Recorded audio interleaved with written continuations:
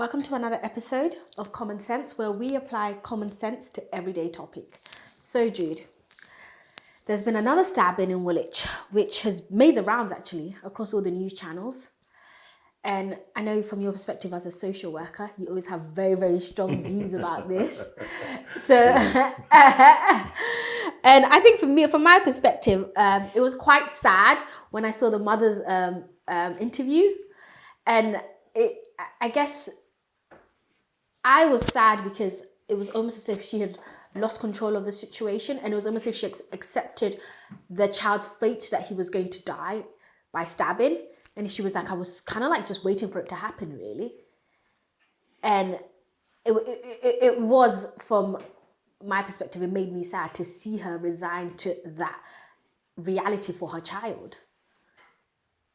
I think that's, for me too, that a couple of days later or a day later after the incident happened, I think that's what got to me. I was reading an article someone had sent to me, and I thought, hang on, did she just say that? And that, I'm a parent as well myself, so I thought, for a parent to say that is an indictment on our society and what our society has become. It's a failure on society, the systems we call systems. And I thought, no, man, this could not be. And it is time for all of us to start looking for a way out of this. That was my thought at the first. And it also dawned on me that it's possible that I have spoken to the lady before, because the story is similar to somebody who called me a couple of weeks ago, just randomly, and saying I was introduced to her as a social worker, and I have a son who's very young, groomed, and I'm afraid for his life. And hang on, I'm not that type of social worker. I'm not statutory, but do you have any support from the state? And she said, yes. And I said, what are the solutions they proffered? And she said, they gave him a place in Kent, which I'm thinking is the fostering that the child went. But there's a property they're offering the child to go out of London. I said, go out of London.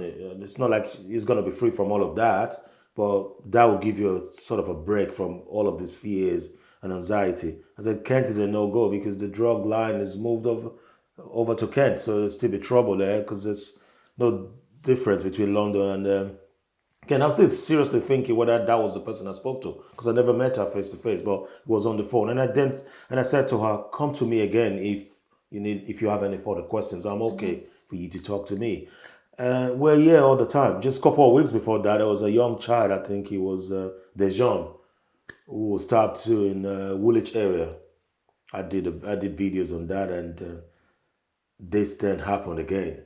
Yeah. And I looked at the time, because I was going Woolwich at the time, and I looked at the time, and someone had said to me, there's a helicopter landing in Woolwich. I'm like, oh, not again. The last time a helicopter was there, I almost got blinded by the whole dust it raised, you know. And I looked at, and they said, oh, somebody has been stabbed. I checked the time. I said, my friend's children will not be outside. My children will not be outside. So you can imagine the panic if it was after school hours for parents. It would have been chaos. And it's still chaos for the mom, chaos for the people who observed that, chaos for the first responders, the police, the ambulance crew, everyone who attended to that. Yeah. And those who observed everything happen. It's madness. And I guess from my perspective, I think the question that comes to mind is, you can never really rid yourself of parental responsibility, but then as a society, what can we do? Because when I was looking into the case, the Bukasa case, I think what struck me was how young he was when he was, groomed, really, 6 years old. And I'm thinking, at 6 years old, you're supposed to be at home. How do you get the opportunity to groom? Not to be, I know this might sound, but when I was 6 years old, I was in the house. My parents knew exactly where I was at every given minute. So from my perspective, I'm like, how? I was 6 years old, I was forced to eat tomatoes. Because you didn't have that much. I didn't like vegetables. You didn't have that much independence at 6 years old. So sometimes I sit back and I'm you like. talk about independence. At 21, I still didn't have independence from my mom. Jeez. So you're absolutely right. You've touched on something very important. See, I'm a sucker for parental responsibility or self-responsibility. You're responsible for your own actions. Yes. But when you're young, you then have your parents to guide you. The Bible says, train up a child in the way he or she should go. And when they go, they will not depart from that. Yeah. I say that is the first law. That's the first law of sorry, I use this language, brainwashing, but I like brainwashing because it brainwashes you into where you should grow. Brainwash is not a negative term. Train them that way, they will not depart from that way. So we have responsibility over our words, our children. If we're unable to then take responsibility over our children in places like Nigeria, where we come from, or Ghana, where you come from, where we practice Ubuntu, I hope it's still there, we then seek support from the wider family network, from neighbors. But in this society where we are, where we find ourselves, especially Western society, especially in the UK, Italy is quite similar to Nigeria. This is different society. We have said, this is how we want our society to run. We'll take care of our young, take care of our aged, take care of the frail, take care of the vulnerable. So we contribute certain amount of taxes to the system to be able to protect us all. So this is why I then said this is not a failure totally on the parents. It's a failure totally on the system, because then again, the mom did call for help. Yeah. You just heard me. Yeah, because she did. She called for help. So what help was rendered? Did we just say, oh, there you go, another one? Because I did a video separately on this, and from the feedback, a lot of people agree with what I was saying, that the state failed this child and the mom. But a lot of other people are saying, no, where's the dad? Because it's quick to point fingers to a black family, stereotypical, where's the dad? No, I say, in the whole of Greenwich area, black people, couples live together more than anyone. We're the most trained, highly skilled, highly educated, highly earned people in the whole of Greenwich. And it's time we need to say that. We can't hide behind, oh, it's black family again, where's the father? I haven't verified. They said the father died when he was young. Did this child, if it was true, did this child get help? Bereavement help that we give to others so quickly? Yeah. Or was it because of the postcode where he lived? He was neglected. So all of these issues need to be addressed to find out what really happened. No, I'm with you. No, and I get that and I understand that. But I also I can't, because I think for my perspective, right, when the mother was speaking and she was talking about how young he was, I get the point of that society had failed the mother in to a large extent, because it did seem like she had tried different avenues and nothing had been done about it. But then I'm also of the generation of, you're 6 years old, I'm going to lock you in the house. Maybe because that's how, there's no way. Because I think when they're a bit older, it becomes harder to control what they can and cannot do. But I think at such a young age, still as a parent, you still have a level of control. And I just want to understand, and it might be, and I know this is also something that people don't want to talk about, it might be that perhaps the mother was out working. Yeah, you're touching on something very important. Because, and this is something that I always say, and I'm like, it's very hard, because obviously you still have to pay your bills, you still have to keep a roof over your child's head. And I think with the way that the UK is set up, it's not like back home where there's always someone there to help you look after your child, and you've got a family member, you can drop your child at here, there, and somebody will look after them. I think with the UK, it can be a bit isolating, whereby you're like, okay, I have got a shift, I have to go to work, I have to do this. And that does, in some cases, lead to some parents neglecting their children. And the thing is, not intentionally, this is the thing, I think I want to make that very clear, just because of the way that the system is set up, that you end up being, yes, you might not have, yes, but it's just the reality. You've got bills to pay, you need to go to work, you've got shifts, and sometimes you might be like, okay, let me leave you, I'll be back. Because I know growing up, right, I know I had friends who, when their parents went to night shift, I thought you were about to lick up on your parents. No. When their parents went to night shift, they used to go out at night, and their parents thought they were at home sleeping, but they were out at night. Wow. Like, unfortunately, not for me. And that's the thing. I always say children are stupid. They will take advantage of the opportunities that you give them. Of course. And at that age, you can't expect them to make wise decisions. Of course. That's why we need guidance. They're just going to follow their friends. Yeah. That's why we need guidance. Like people jumping out of windows and going out at night, because once again, your parents were at night shift. So they had no idea what you were up to. Yeah. Fortunately or unfortunately for me, could never ever engage in such, because somebody was always at home. Where you going? No, fact. You touched on something very important though. So again, for me, I look back at my mom, and I'm very honest. I look back at my mom.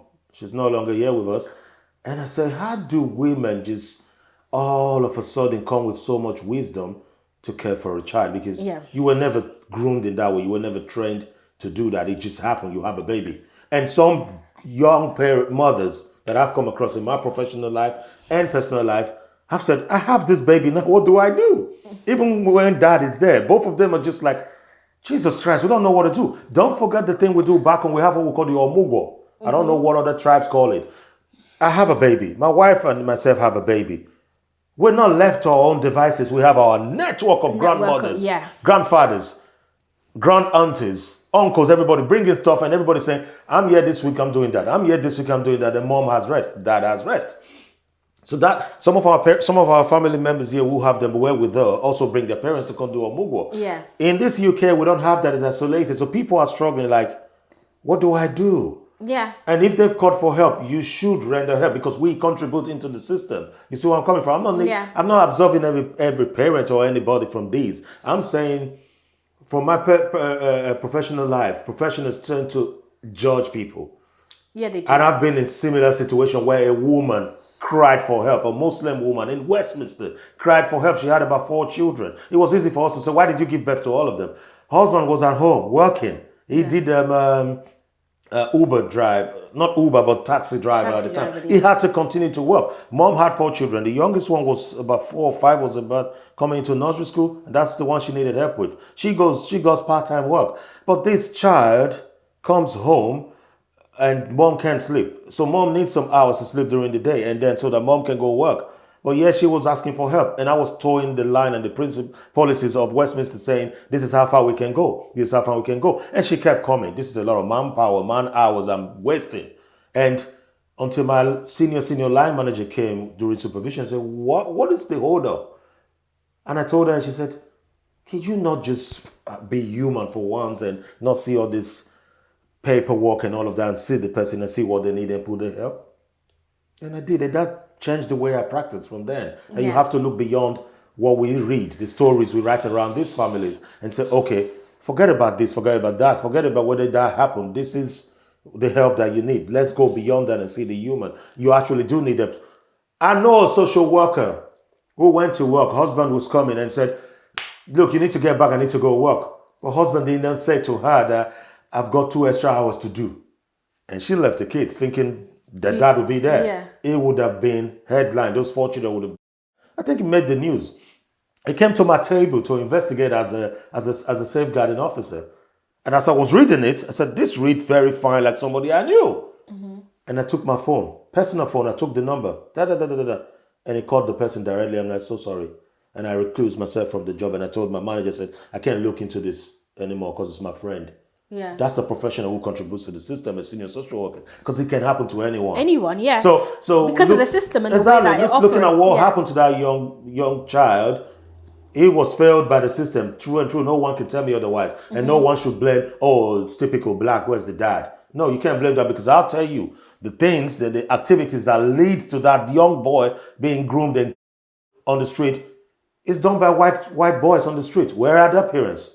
We don't point fingers to the white kids selling drugs around street corners or the drug peddlers, the white ones who drive big cars and big bikes to supply these kids. We don't point fingers at where the parents. They live in homes of white, 2 Christian parents, but they still do that. They still bring drugs into the community that get little young boys dying. So if you point a finger to the parenting, we should point fingers to your own parenting because it's not really succinct. It's not there.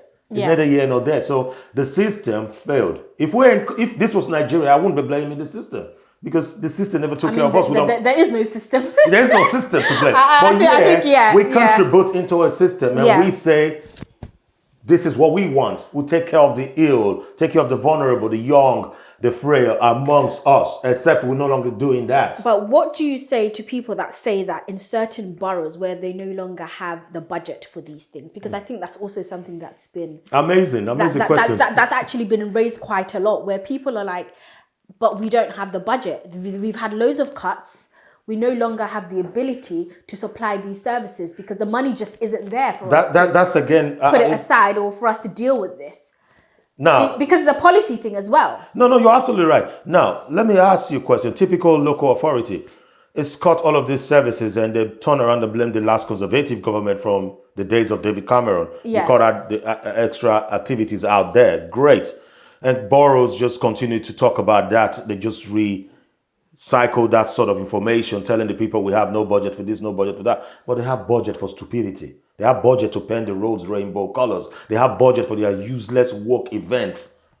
I don't know if you get me. Organizing so-called diversity events. What is that for? We never asked for that. You have budgets to organize Black History Month. We never asked you for that. Black History Month is not to see another black child die on the street. I'll prefer that for you to come and say, let's eat jollof rice, kumbaya. No, I won't. You have budget for that. You don't have budget for that. You have budget to paint the streets, to do all your wokeism, but you have no budget for real thing. You have budget to support Ukrainians. You don't have budget for this. Charity begins from where again? From home. Charity begins from where? Charity begins from home. So why is home on fire? Why are we not helping home? So there is budget for this. It's just that they don't want to put resources where they should be putting resources. Or again, like I said, silo thinking is the other problem. Yeah, nobody accepts it as our problem. No. Because if we accept it as our problem, we begin to see the inequality in systems and societies. We begin to see the poverty that drives all of this. How can a mother and a dad be on minimum wage and both work and still can't afford to take care of things? I pay through my nose, and I'm on a top rate earner.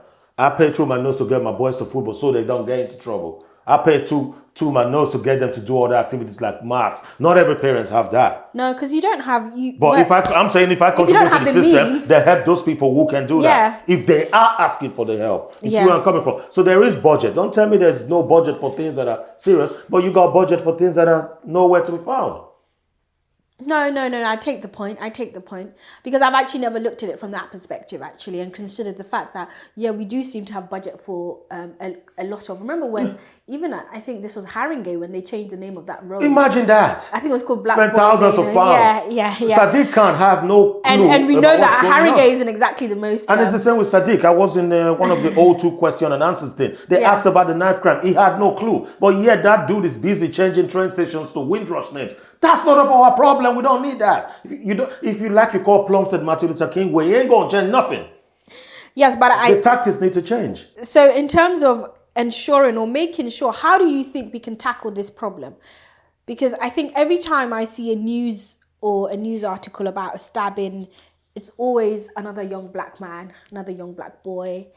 And I think I sit back and I'm like, as a community, and when I say as a community, I'm very much saying as the black community, what do you think we can do to solve this problem? Because I would love to be able to, when I say that as a community, to be able to say that community at large. But I think time and time again, community at large shows us that it doesn't care about... Yeah, we're not communities, we just... Exactly. We have our own community. You have your own community. So I think at this point, what can we do within ourselves to ensure that this issue or this problem doesn't keep happening? It's a very loaded question, and I don't think we can address that today or any other day, but we can slowly start. You talked about responsibility first and foremost. Now, this young child who was stabbed and killed, they've arrested 3 persons. Yeah, 2 young people who allegedly they're all quite young, actually. And 15, an older 16. person who, I think they said, I don't know, maybe that person knew, is a parent of one of them.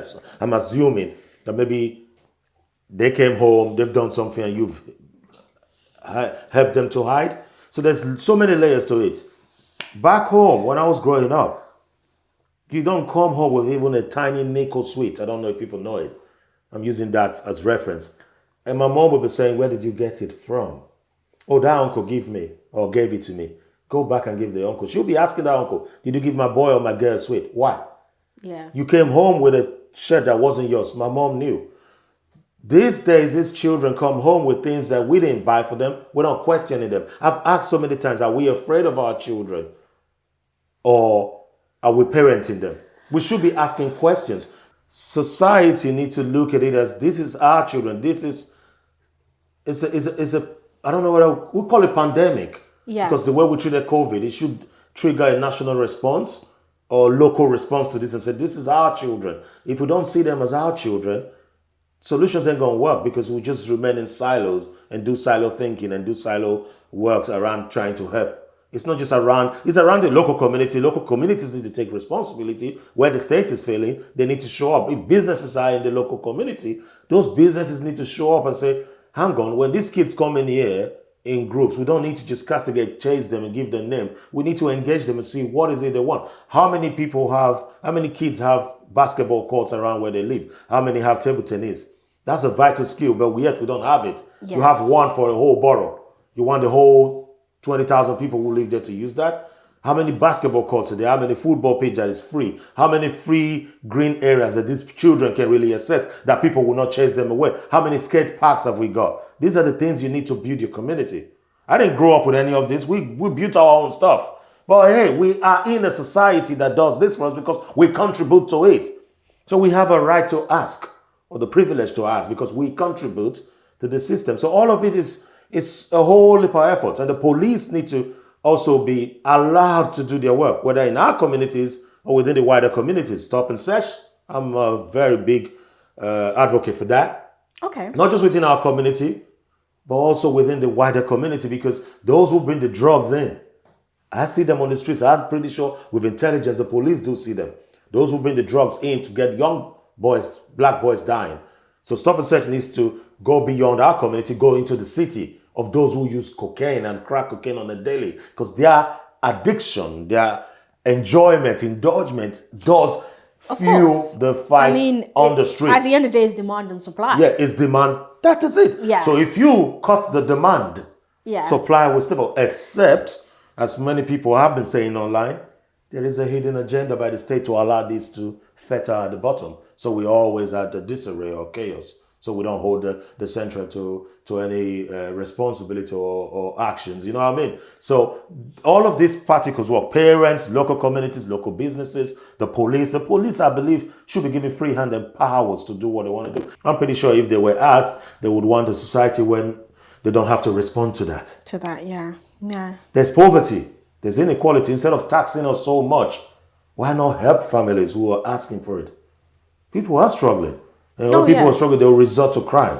I was just about to say that. And I think I say this all the time, where I say material deprivation also plays a huge role in all of this. Mm-hmm. And somehow I think that always gets swept underneath the rug. And I'm like, at the end of the day, right, if you're, because a lot of times I say this, especially when you speak to a lot of young black boys who are perhaps in homes or where they can see their parents struggling, and when I talk to young black boys, they kind of feel like they have to take on the responsibility of being a provider. Fact. And I'm like, you're the child. Fact. This is not something you need to worry about. But that's how I came abroad, though. But they feel like they have to be a provider. And the thing having this, I guess this burden of thinking that you need to be the man to step up and to become a provider is that then you get caught up in illegal ways of doing that. Yes. Because at that young age, realistically, what can you do? What can you really do? You can't work. You're not old enough to have an NI come through the post and you're like, I got my national insurance. No.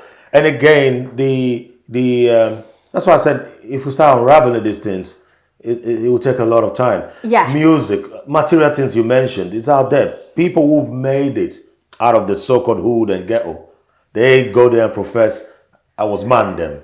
I was a runner, I was a road man, blah, blah, blah, when most of them weren't even road runners or road man. So they give that false impression that you can have your Balenciagas or your red bottom shoes or drive a Beamer while doing crime. But actually, we should be telling our children, that's why I've been trying to go into schools. I used to do that. I'm trying to bring that back, that your dad who's a bus driver, your mom who works in Sainsbury, your dad who's a social worker, your mom who's a nurse, your dad who's a teacher or teaching assistant, they are actually your real heroes. They're actually the heroes of your community. They can buy Beamer too. But they have responsibilities, a lot of course. You will soon come to be an adult. But I don't want you to grow too fast to become an adult. It ain't fun. Yeah. Remain a child. And understand that the burden is not on you. Parents needs to teach morals. Morals is gone. Discipline is gone. I should not be afraid of my child whether you're 21. As long as you're still under my roof. You take every orders that I give you or you are at the door. It is fact. And the state should support me in doing that. Otherwise, we all become a burden on the state, which makes everyone say, we don't really want that. It's your child. It's your responsibility. I know that. I brought 20 children into the world. I get that. But when I'm trying to police these children, don't become an enemy to that process. Help me in that situation. If I go smack my son, and my son came and said, Papa smacked me. Don't just come and take the son to social services. That's not the solution. Help us in that situation. How do you go about it? How do you do it next time proper?